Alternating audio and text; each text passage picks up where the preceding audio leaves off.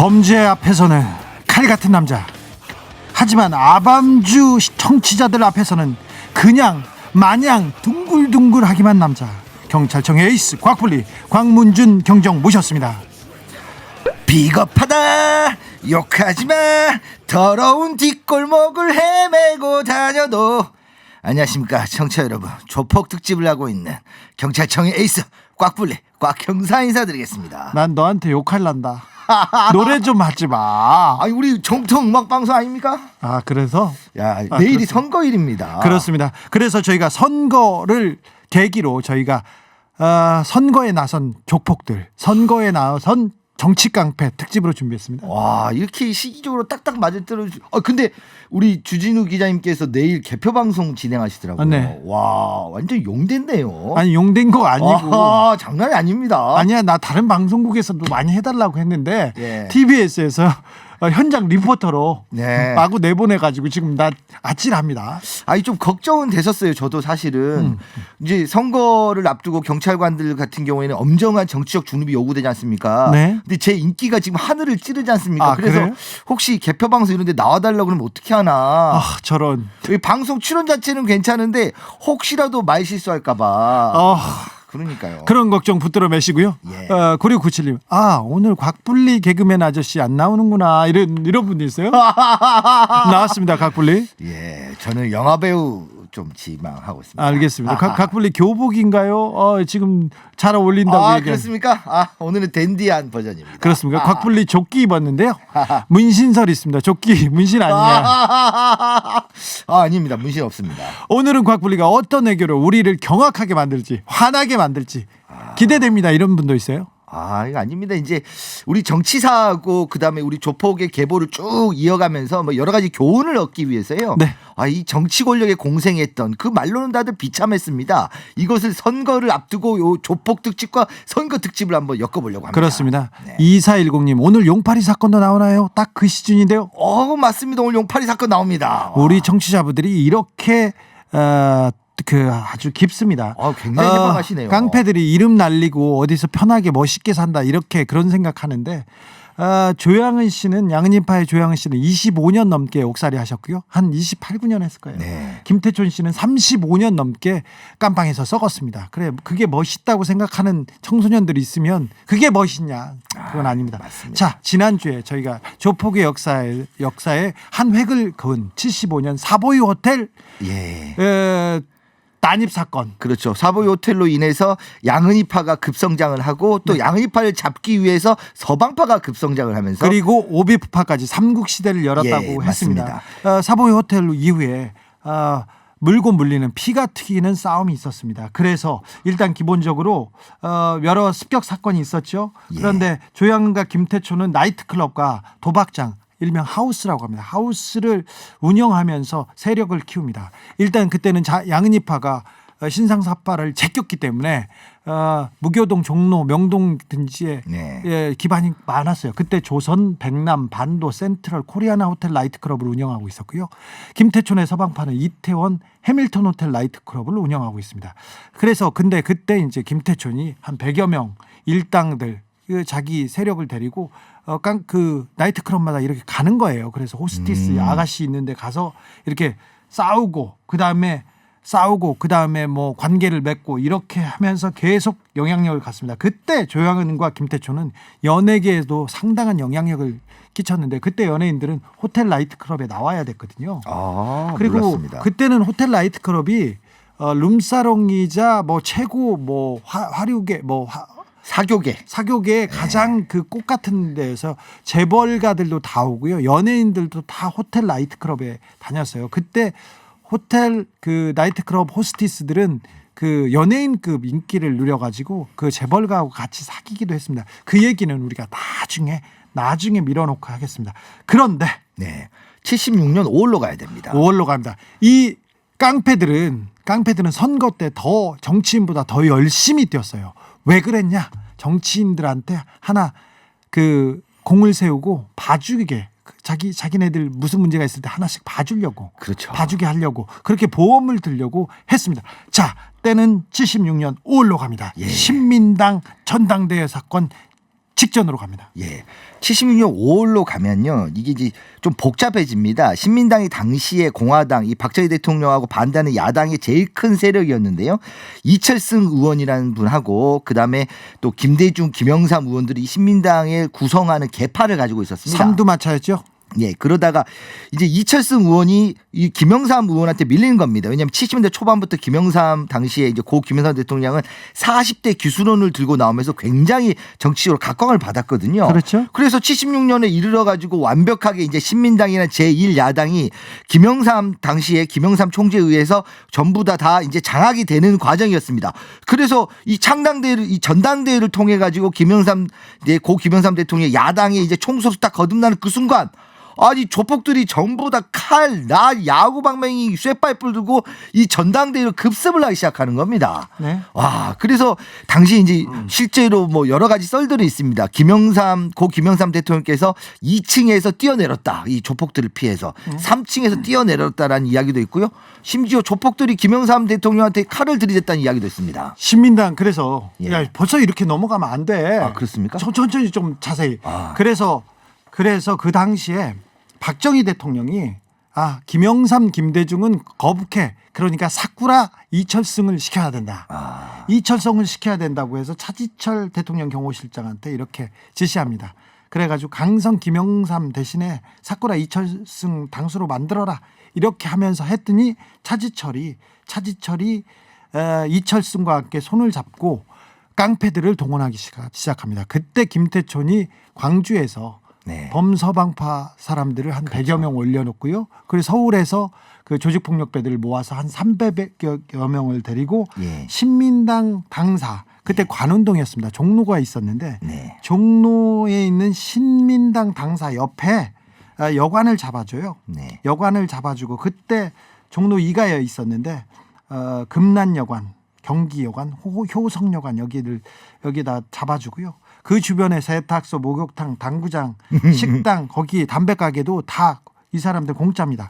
그 조폭들은요, 그 티셔츠에 노란 딱지를 하나 붙여요. 예. 그러면 다 공짜였고요. 술집도 다 공짜였고 경찰이 안 잡아갔습니다. 그래서 제가 이제 그때 물어봤죠. 이제 저희 그때 신민당 여기 쳐들어갔던 조폭을 아십니까? 다 알죠. 어. 자, 그때 제가 김태촌 아저씨한테 물어봤어. 아름드리님 조폭 네임은 형사들이 지어준다고 하시던데 그거 가짜뉴스입니다. 지금 형사님들도 네임 주고 그런 가짜뉴스예요. 이거 누가 얘기했는지 모르겠는데 그거 잘 모르는 소리입니다. 자, 그냥 부르기 쉽게 이렇게 할 수도 있습니다. 아니 요거는 조금 짚고 넘어가는데 우리 전국구 조폭 같은 경우는 본인들이 스스로 이름을 만들지만 이 조그만 조폭 같은 경우는 형사들 이름을 붙여준 경우도 많습니다. 그렇죠. 조직 조그마한 조직들. 그렇죠. 네. 자, 신민당을 쳐들어가기 전날 이렇게 했는데 그래서 신민당이 쳐들어갑니다. 그래서 제가 그날 어떤 일이 있었어요. 이렇게 물어봤지. 예. 김태촌 아저씨한테 예. 물어봤더니 대충 이런 식이었어요. 제가 그때 메모해놨습니다. 돌아가시기 전에 물어봤거든요. 내가 정치판에 첫 발을 디디는 게 76년이었어. 봄이었는데 나는 양은이파하고 전쟁을 벌이다가 잠깐 쉬고 있었어. 조양은의 직계 선배였던 오 선배를 난자한 후에 광주에 피신해 있었는데 이때 신땡땡 의원 사위 박영작이라는 깡패입니다. 박영작이라는 선배가 불러가지고 내가 신민당 조직국장을 만났지. 그리고 만나서 했더니 박정희 그 차지철 경호실장하고 이철승 의원이 뒤를 다 봐줄 테니까 뒷일은 걱정하지 말고 다 해라. 다 쓸어버려라 얘기해가지고 내가 그때 고등학생 깡패들까지 내가 다 모아서 글로 갔지. 그래서 한 300명 정도 동원해서 고속버스 8대 태워가지고 상경해가지고 가서 스포츠 구경 한다고 해서 데려와서 일단 그 투숙시켰어요. 그리고는 여관에서 진을 치고 술을 먹고 이러다가 그 다음날 신민당 당사를 습격합니다. 네. 다 습격했는데 그때 이제 참여한 건달들한테 깡패들한테 제가 물어봤어요. 네. 그 오땡땡, 백땡땡, 김땡땡한테 물어봤어. 그날 어떤 일이 있었어? 그랬더니 아이고 국회의원들 별거 아니더만 우리가 올라가 가지고 다 무릎 꿇어. 그랬더니 싹 무릎 꿇어버리더라 이러더라고요. 무릎을 꿇고 그다음에 야 배지 떼 그러니까 금배지를 다 떼가지고 줬대요. 그래서 자기네들이 배지를 이렇게 달고 있었대요. 그때 국회의원들이 다 배지를 달고 배지를 떼고 무릎을 꿇고 있었어요. 그때 신민단 당수였던 김영삼 총재는 무릎을 꿇었다. 그리고 그 김영삼 총재한테 목에 낫을 댔다. 이런 사람이 오땡땡 그 사람 주장이에요. 근데 그랬더니 목에 낫을 대니까 김영삼 총재가 2층에서 바로 달려서 그렇게 바람처럼 빠르게 도망가서 그냥 날아서 그냥 2층에서 뛰어내렸대요. 그래서 김영삼 총재는 그때 발목이 부러졌습니다. 야, 이게 그거는 대단한 용기라고 봐야 되겠네요. 그렇죠. 오땡땡의 주장이고 그 다른 백땡땡의 주장은 우리가 낫을 목에다 대지는 않았다. 우리가 가서 무릎 꿇어라 뭐 하고 밀어붙였더니 바로 김영삼 총재가 도망가서 2층에서 뛰어내려서 발목이 부러졌다. 아무튼 조폭을 깡패를 피해서 김영삼 대통령은 2층 창문에서 몸을 던졌고 다리가 부러졌습니다. 노래 듣고 이야기 이어가겠습니다. 우리 강문준 경정은 하현우의 돌덩이 신청했습니다. 좀 뭔가 강렬한 음악이지 않습니까? 요즘에 이태원 클래스 나오면서요. 나를 봐야야 끄떡없어. 뭔지 강렬한 노래이기 때문에 듣기 싫습니다. 내가 듣고 싶었는데 하현우 제가 좋아하거든요. 이 노래 아끼는 진짜 친구인데. 좋다니까요. 그런데 지금 광문준이 불러가지고 땡깁니다. 캔자스로 갈까요? 이글스로 갈까요? 이글스로 가겠습니다. 호텔 캘리포니아. 여관이었는데 우리는 종로에 있는 금난 경기 효성여관 얘기를 하고 있으나 그래도 노래는 캘리포니아. 네. 신민당 전당대회 폭력 사건이었습니다. 맞습니다. 이 사건이 어떻게 처리됐어요? 예, 이제 당시 이제 김태촌 씨나 이런 사람들 이철승 씨 이런 의원들의 진술에 따르면 실제 이철승 이것도 야당의 총재 출신입니다. 이분이 김태촌한테 사주란 것까지 확인이 됐고요. 그런데 이 김태촌 씨가 요 문제로 잡혀요. 그런데 실제로 이 정치에 개입해가지고 국회의원들 두들겨 팼음에도 불구하고 6개월밖에 안 살았습니다. 심지어 김태초는 오땡땡 습격 사건과 신민당 강목 사건을 다 합해서 6개월밖에 안 살았어요. 예, 그래서 당시에도 이미 70년대 당시에도 누군가 김태철의 뒤를 봐주지 않냐라는 이야기가 많았어요. 나중에 밝혀졌습니다. 그 차지철 우리 남산의 부장들 나오지 않습니까? 대통령 경호실장으로 박정희를 등에 업고 엄청난 권력을 휘둘렀던 이 차지철이 이철승 의원한테 돈이나 이걸 대주고 바로 김태촌을 끌어들였다는 게 나중에 밝혀졌죠. 김태촌 아저씨가 저한테 얘기했는데 그때 차지철하고 이철승의 비호를 받았는데 뭐라고 했냐면 사람만 죽이지 마라. 사람만 죽이지 않으면 내가 뒤는 다 봐주겠다. 이렇게 얘기했어요. 이게 지금 대표적인 70년대에 있던 정치 깡패 사건이었는데요. 박정희 정권은 그랬어요. 깡패들한테 야당 총재를 테러하라고 그렇게 시켰어요. 그때 아까 말했던 그 김영삼 대통령 목에 낫을 걸었다는 오땡땡 그 사람은 나중에 되살아나가지고 한화 김승현 회장 아들 관련된 폭행 사건이 있지 않습니까? 2007년에 있었던 거기에 주범입니다. 그 얘기는 나중에 하겠습니다. 지금 이제 이런 정치 깡패에 대한 역사는요.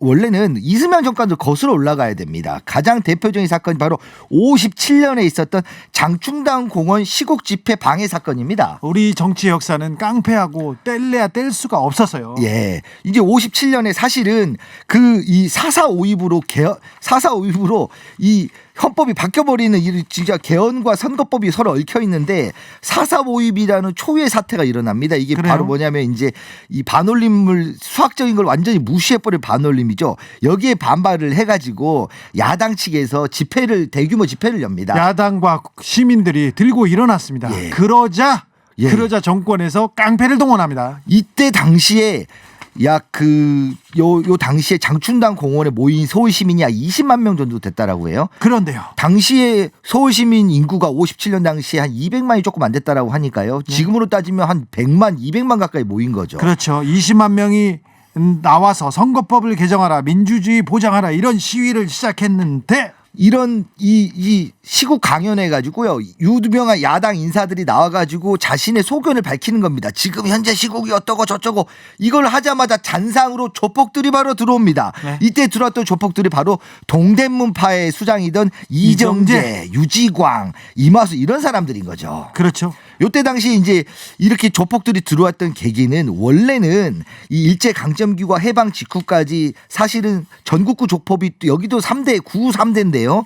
이 김두한 씨가 이끌던 종로 그다음에 이정재가 이끌던 동대문 그다음에 이화룡 씨가 이끌던 명동 요 세 군데가 가장 있었는데 김두한 씨는 바로 국회의원으로 이제 해방 이후에 진출을 했고요. 동대문과 명동에서 이제 양대 싸움이 되는 겁니다. 근데 동대문이 좀 밀렸어요. 그러니까 동대문이 정치 권력을 등에 업은 겁니다. 그때 이 동대문파 이정재, 유지광 이런 분들을 뒤를 봐줬던 게 바로 정권의 제2인자인 이기붕 씨라고 여러 진술들이 나오고 있습니다. 이기붕이 네. 그러니까 정권 이승만 대통령의 2인자였던 이기붕이 깡패를 동원해 가지고 야당을 공격하는 일이었습니다. 그때도 경찰이 깡패들이 시민들을 공격하지 않습니까? 그럼 경찰이 시민들만 잡아가요. 여기 신민당 전당대회 폭력 사건 때도 깡패들이 노란 딱지를 붙이고 그 야당을 공격하지 않습니까? 그러면 야당 의원들이나 야당 지지자들만 잡아가는 게 우리 경찰이었습니다. 이때 당시에 조금 부끄럽고 뭐 다시 한번 죄송하다고 말씀을 드리고요. 과거는 반성을 해야 되니까. 그렇죠. 아니. 자료를 봐도요. 실제 주 기자님 말씀이 맞습니다. 시국 강의가 그 준비됐던 건 2시고요. 3시부터 강의가 시작됐는데 곧바로 이제 조폭들이 들이닥친 거예요. 근데 경찰이 당시에 출동한 거는 4시 반이 넘어서라고 확인이 되고 있습니다. 그래요? 예. 그래서 이게 57년 5월 25일 날 있었던 겁니다. 우리 정치 카페의 역사는 길고 깊습니다. 네. 그래서 이 정치 깡패들이 결국 어떻게 됐느냐? 결국 57년대 이런 이 자유당의 이승만, 이기붕을 등에 업고 활기를 쳤던 동대문파들은 나중에 이 4.19 혁명 이후에 그것도 나옵니다. 이 동대문파들은 또 뭐하고 나오냐면요. 이 4.19 혁명 직전에 있었던 4월 18일 날 고려대학교 학생에서 대규모 집회가 있었습니다. 이 고려대 학생들의 집회도 이 동대문파가 바로 습격을 합니다. 4.19의 그 민주화의 함성이 있었을 때 고려대학교에 침투해가지고 고려대학교를 침투해서 학생들을 습격한 것도 깡패들이었어요. 예. 그것도 정권이 시킨 겁니다. 우리 역사가 이랬습니다. 노래 듣고 갈게요. 가슴이 돌덩이여가지고 하현우 돌덩이 들어줄까? 아유 당연히 들어야죠. 네, 가겠습니다. 돌덩이 칸칸님. 이런 시대를 거쳐 민주주의를 이룬 우리나라 정말 나의 한 표 중요합니다. 꼭 내일 투표합시다. 이렇게 얘기했습니다. 이 국가 공권력에 대한 공권력에 이용당한 정치 깡패들 어떻게 됐습니까? 정치 깡패는 말로는 항상 비참하다니까요. 이 50년대 이 동대문파 이정재 이런 사람들도 다 60년에 이제 그 5.16 군사정변이 일어나서 박정희 대통령이 정권을 잡지 않습니까? 이 군부가 정권을 잡자마자 바로 조폭들 다 척결을 합니다. 조폭을 척결하지 않습니까? 소탕 작전하면 지지율이 올라가요. 그렇죠. 그러니까 정치 권력이 깡패들을 써먹고요. 바로 다 죽입니다. 그렇죠. 이거는 아까 말씀드린 그 사보이호텔 신민당 전당대회에서 조폭이 힘을 키다가 바로 전두환 신군부가 들어오면서 동시에 3,000교육대를 만들어가지고요. 숙청한 것도 비슷하죠. 박정희 정권이 쿠데타로 정권을 잡았습니다. 그리고 깡패들을 소탕했어요. 그리고는 아까 보세요. 차지철이 그리고 그렇죠. 중정을 이용해서 깡패들을 이용합니다. 그래서 신민당 전당대회 사건이 있었고요. 그다음에 그 이후에도 정치적인 사건이 계속 있어요. 맞습니다. 78년 10대 국회의원 선거 개입, 그때는 선거 운동을 다 얘네들이 했어요. 그다음에 78년도 새마음 무도인 봉사대 발족해가지고 영남조폭, 호남조폭, 충청조폭 다 동원됐고, 그다음에 박근혜 전 대통령이 총재로 있던 새마음 봉사대 주변 단체 다 깡패들이 했습니다. 이후에 이게 다 박근혜 정치 활동을 돕기 위해서 깡패들이 만들고 그랬습니다. 그래서 깡패들이 그때 누구한테 로비했냐면 최태민한테 로비했어요. 그래서 70년대는 근데 김태춘, 조양은이 정치 깡패로 이 선거철에 공을 세우고요. 그 다음에 사고를 쳐도 감옥에 안 갑니다. 네. 그래서 정치 깡패의 전성기를 이뤘습니다. 네. 그런데 80년 들어서 또 쿠데타가 생겼네. 12.12 쿠데타. 그렇죠. 그때 어떻게 됐습니까? 쿠데타가 있자마자 이 전두환 신군부도 정치적 정당성이 없지 않습니까? 그러니까 국민들의 지지를 받아야 돼요. 국민들의 지지를 받기 가장 좋은 게 뭐냐? 바로 70년대 후반부터 엄청 힘이 있던 이런 조폭들 척결하는 거였습니다. 그래서 그렇죠. 전두환 신군부가 삼천교육대를 만들어서 조폭들을 다 데리고 왔어요. 네. 제가 아는 조폭도 이때 당시에 물어보니까 80년대 갔다 왔더라고요. 그분한테 물어봤어요. 지금은 물론 그분은 갱생했습니다. 물어봤더니 그때 삼천교육 때 가자마자 두들겨 맞는데 와, 내 평생 조폭을 하는 게 정말 다시는 조폭하지 말았다 생각이 들 정도로 두들겨 맞았다라고 하더라고요. 아무튼 이렇게 잡혀갑니다. 그때 80년대 그렇죠. 80년대 이제 김대촌이 예. 36이었는데 구속됐죠. 네. 그다음에 조양훈도 잡혀가서 구속됐죠.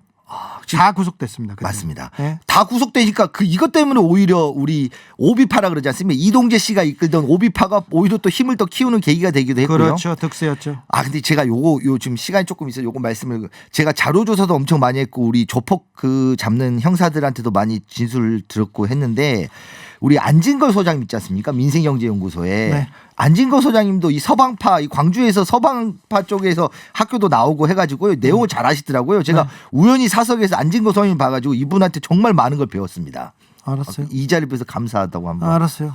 자, 그래서 근데 80년대. 네, 80년 중반에 넘어가야 됩니다. 80년 중반에 갔더니 이제 다시 조폭들이 삼천교육대로 힘이 죽었던 조폭들이 다시 힘을 키웁니다. 왜 힘을 키울 수 있는 계기가 되냐? 80년대 중반에 우리나라 경제가 점점 부흥을 하는 겁니다. 우리 이제 못 살던 나라에서 중진국으로 올라오고 있고 하고 있는 과정에서 또 올림픽, 아시안 게임이 열리게 됩니다. 80 건설 경기가 최고조에 올랐죠. 예, 그때 바로 이 정치 깡패 하는 게 아니라 용역 우리 재개발에 대한 용역 깡패로 많이 하면서 세를 불립니다. 그 다음에 경제 부흥되니까 유흥업소에도 많이 차지하면서 정치 깡패들이 바로 세를 불리게 되는 거죠. 그렇죠. 이러다가 일어난 게 바로 87년 통일민주당 창당방해 사건입니다. 80년대도 선거는 정치의 한 축은 깡패들이었어요. 네. 이제 87년은 왜 제가 우리 주 기자님은 말씀 나눴지만 민주화 열기가 극도로 달한 이때가 이 87년도지 않습니까? 그래서 이 민주화 열기를 위해서 87년 4월에 고 김대중 대통령과 고 김영삼 대통령이 신민당에서 나와가지고 탈당을 해가지고 통일민주당을 새롭게 창당을 하는 겁니다. 왜냐하면 당시에 신민당이 이미 아까 76년에 했던 이 신민당의 그 조폭들 동원했던 신민당이 그대로 국회의원에 남아 있는 겁니다. 이채승 의원이야 이런 사람들이요. 네. 그런데 여기서 도저히 안 되겠다. 우리가 민주화를 이루려면 강력하게 야당 지도자들이 정치적으로 부딪혀야 되는데 이렇게 온건한 야당으로는 안 된다 해가지고 김대중, 김영삼 두 분이 탈당을 해가지고 통일민주당을 창당을 하는 겁니다. 그래서 창당을 하려고 했더니 깡패를 보냈습니다. 또 정권에서. 이게 지금 이때 당시에는요. 87년 4월 20일부터 87년 4월 24일까지 우리 당이 창당이 되면요. 각 지구당 사무실이 다 만들어야죠. 전국에 이제 각 시도당이 많이 만들어져야 됩니다. 이 시도당마다 조폭들이 쳐들어와가지고 집기를 부수고 다 때려 부수는 겁니다. 이게 바로 87년에 있던 통일민주당 창당 방해 사건, 소위 용파리 사건입니다. 김용남 용파리가 예. 정권의 사주를 받고 그 야당 당사 지구당을 마구 때려 부신 사건이 이 사건이에요. 나중에 이거 어떻게 예. 근데 그때 안 잡혀갔어. 그때. 예. 이 87년에 있는 이 김용남 씨는 전주파 이제 전주 쪽에서 조폭을 이끌고 있다가 서울로 진출했던 스타일이었는데요. 이 김용남 씨가 이제 한참을 막 87년 4월 5월에 있었는데 이게 1년 동안도 안 잡혔습니다. 당시에도 안 잡아요 경찰이. 어마어마하게 경찰 그다음에 검찰 강력부 왜 안 잡냐 했는데도 안 잡았어요. 안 잡혔어요. 그러다가 결국 88년 9월에 잡힙니다. 88년 9월에 잡혀가지고 그 용팔이 이제 김용남 씨한테 물어봐요. 너 이거 도대체 왜 이런 식으로 조폭들을 100명 200명씩 끌고 다니면서 통일민주당 창당을 방해했어 했더니 바로 신민당에서 있던 국회의원이나 청년부장 이런 사람들이 본인을 사주했다 해가지고 당시에 신민당 국회의원도 2명이 또 검거가 됩니다. 아니 그게 좀 이상하잖아요. 네. 그러니까 야당의 싸움, 예. 자기네들의 싸움으로 만들려고 했네요. 그렇죠. 이때 당시에 이제 당시 실제는 노태우 대통령이 이제 당선이 되는데요. 이때 당시에 많은 비판이 있었습니다. 아니 그러면 야당이 지금 민주화를 이뤄야 되는 이 엄중한 시기에 야당끼리 청부폭력을 했냐 이렇게 해가지고 비판이 굉장히 많았습니다. 근데 이 문제는 나중에 93년이 이르러서야 진실이 밝혀집니다. 이제 요때 당시에 피해를 봤던 통일민주당의 김영삼 대통령께서 90년대 문민정부 이제 탄생을 하지 않습니까? 그래서 이 사건을 재조사를 한 거예요. 도대체 신민당이 어쨌든 온건한 야당이지만 야당인데 어떻게 조폭들 동원할 수 있냐 했더니 요때 진술이 나옵니다. 바로 장세동 안기 부장이 현금 등을 주면서 신민당에 있는 의원들을 부추긴 겁니다. 그리고 뒤에서 사주를 한 겁니다. 그때 5억이면 지금 뭐 수십억이죠. 그렇죠. 93년, 요 87년 당시에 5억이면요. 지금으로 따지면 거의 한 200억, 300억 정도 되지 그렇죠. 않을까 싶습니다. 그렇다고. 네, 그런데 이렇게 돈을 주면서 야당 내 내분을 익히면서 이걸 사실상 이 안기부가 또 이제 70년대 중정, 80년대 안기부가 이걸 사실상 주도했다고 해서 밝혀지면서 국민들에게 큰 충격이 있게 되는 거죠. 선거 때마다 그래가지고요. 선거 때마다 깡패들이 90년대까지도 그랬어요. 네. 뭐 하세요? 그러면 선거운동하러 다닌다는 거야. 그렇죠. 뭐 해요? 그러면 정치하러 다닌다는 거야. 예. 뭐 하냐고 했더니 그러면 다 선거 때마다 총선, 지방선거, 대통령 선거 때도 깡패들이 다녔어요. 역시나 그런데 80년대 후반에 이렇게 득세하던 정치 깡패 말로는 항상 비참하다. 그렇죠. 이때 이제 더 웃긴 게 이제 여기에 힘을 받았던 쪽이 노태우 정부 정권이었는데 정작 노태우 정권은 본인들이 또 이 수세에 몰려요. 정치적으로. 네. 수세에 몰리니까 노태우 정권에서 바로 90년에 범죄와의 전쟁을 선포하면서 그렇죠. 우리 전국의 조폭을 다 때려잡습니다. 예. 이때 정말 어마어마했어요. 그래서 범죄와의 전쟁을 통해서 대부분의 조직들이 와해되고 이때부터 조폭들이 사실상 조직폭력배를 내세워서 이권에 개입하는 문화나 관행, 사회적인 이런 문화 같은 거는 거의 없어졌습니다. 대신 조폭들이 이때부터 불법인 영역을 찾아다니기 시작을 했죠. 애초부터 불법을. 자, 이제 70년대, 80년대까지 정치와 결탁한 깡패들 얘기를 했는데 말로는 다 굉장히 나빴다는 얘기를 하고요. 아니 근데 우리가 깡패 얘기를 하다 보면 이게 36화로도 부족해. 그렇죠. 그래서 지금 저기 호남 조폭은 했는데 저쪽 부산 쪽에 사이다 7성파 사이다 저기 20세기파 대구에 있는 사람들 그렇죠. 이건 시작도 안 했어요. 그리고 조폭 계보도 우리가 준비를 해왔어요. 2020년 관리 대상 조직폭력배 현황 이렇게 해가지고 쭉 구성원 해놨는데 이건 언제 할 거야? 이거 뭐 어떻게 할 거예요? 그러니까 이 특집편을 지금 2주간 구성을 해서 지금 했는데 아직 오지도 못했어. 아직 지금 뭐 이 저기 경상도 쪽에 있는 조폭들은 다루지를 못했고 뭐 그다음에 구치한 사건 몇 개 더 있습니다. 서진 룸살롱 살인 그렇죠. 사건도 있고요. 송도 호텔 그렇죠. 뉴송도 호텔 사장 그 무릎 곡괭이 사건 있었습니다. 그렇죠. 그거는 이제 또 아이러니하게 김태쇼 씨가 나중에 진술하기를 박모 부장검사가 나를 사주해서 박남용 부장검사. 근데 내가 그 양반도 만났지. 박모 부장검사는 이걸 부인해요. 자기는. 그렇죠. 나는 만났어. 예. 그리고 황모 씨를 이렇게 테러했는데 황모 씨도 내가 만났어. 예. 근데 그때 어쨌든 이 내가 문제로 부장검사 옷도 벗었어요. 그렇죠. 그때 이제 곡괭이질한 사람 나 땡땡, 이 땡땡, 양 땡땡 내가 다 취재해가지고 그것도 조금 할 텐데 너무 이게 조폭이 그걸 더해야 되는지 그리고 앞으로 현대사에 가장 영향을 미친 큰 사건을 해야 될지 안 할지 그리고 조폭 특집은 어떻게 할지 여러분들한테 좀 여쭤볼게요. 어떤 분은 지금 한 10회쯤 해야 된다 이런 분도 있고요.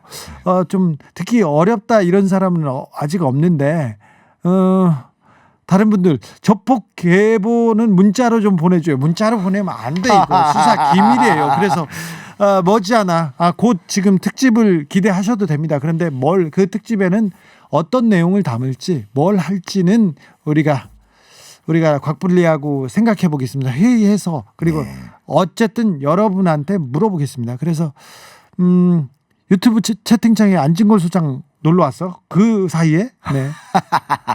아니 근데 제가 실제 사건을 하다가 만나본 조폭들은요. 정말 다들 이게 지금 영화에서나 있는 게 이게 폼 잡고 다 영화에서 있는 겁니다. 다 구속되고 교도소 가고 끝이 비참히 말라고 다 후회합니다. 의리가 없어서 의리 한다니까요. 그리고 우리는 돈에 무관하다고 돈 해요. 그 사람들 돈에 돌았어요. 그리고 받으니까 그렇죠. 그리고 깡패가 앞에선 선량한 것처럼 좋을 땐 좋아. 조금 있다가요. 뒤에선 칼 들이댑니다. 그렇죠. 협박합니다. 그게 깡패 본질이에요. 본성이에요. 그러니까 그쪽에 또 그 미화된 거에 대해서 관심을 갖는 분들 35년씩 감옥에 있고 싶으면 알아서 하세요. 오늘은 여기까지 하고요. 예. 오늘 고생하셨고요. 이거 항상 이제 여러 가지 좋은 이야기를 들려드렸는데요. 내일 정말 선거 중요한 날입니다. 그냥 한 표 꼭 행사하셔가지고요. 많은 이제 투표권 행사하시면 좋겠습니다. 곽블리 내일 언제 오후에 어디 계세요? 내일요? 네. 내일은 제가 우발적으로 전화할 수도 있습니다. 그럼요. 그러면 뭐 제가 전화 잘 받겠습니다. 알겠습니다. 네, 지금까지 곽블리였습니다. 조폭 감사합니다. 깡패 특집도 역시 곽블리가 하면 다릅니다. 감사합니다. 청취자 여러분.